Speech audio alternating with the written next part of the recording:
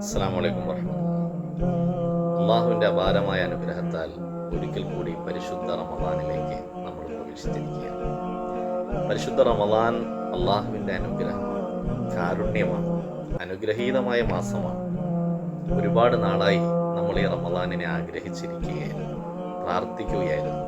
അല്ലാഹുമ്മ ബല്ലിഗ്നാ റമദാൻ എന്ന് നമ്മൾ ധാരാളമായി പ്രാർത്ഥിച്ചു.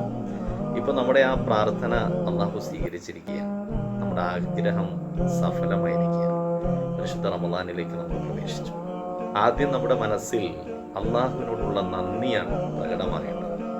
ഖുർആൻ പറയുന്നു, ഷാക്കിറൻ ലി അൻഉമിഹി, അഥവാ വിശ്വാസികൾ അള്ളാഹു നൽകുന്ന അനുഗ്രഹങ്ങൾക്ക് നന്ദി കാണിക്കുന്നവനാണ്. അപ്പോൾ റമദാൻ എന്ന അനുഗ്രഹം അള്ളാഹു നമുക്ക് തരുമ്പോൾ ആ നന്ദിയുടെ ഒരു പ്രകടമായ അവസ്ഥ, ഒരു മനസ്സ് നമ്മുടെ ഭാഗത്തുനിന്നുണ്ടാകും. അത്രമേൽ താഴ്മയും അത്രമേൽ വിനയവും അള്ളാഹുവിനോട് ശുക്ർ പറയുന്ന നാവും മനസ്സും പ്രിയമുള്ളവരെ നമുക്കുണ്ടാകും.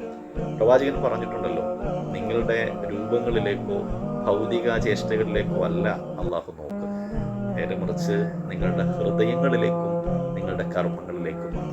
അപ്പോൾ നമ്മൾ കർമ്മങ്ങൾ ചെയ്യുമ്പോൾ ഹൃദയം വിശുദ്ധമാകണം, താഴ്മയുണ്ടാകണം, വിനയമുണ്ടാകണം, നന്ദിയുടെ വർത്തമാനങ്ങൾ ശുക്രുകളായി ധാരാളം പറയുന്ന നാവും മനസ്സും നമുക്കുണ്ടായിരിക്കും.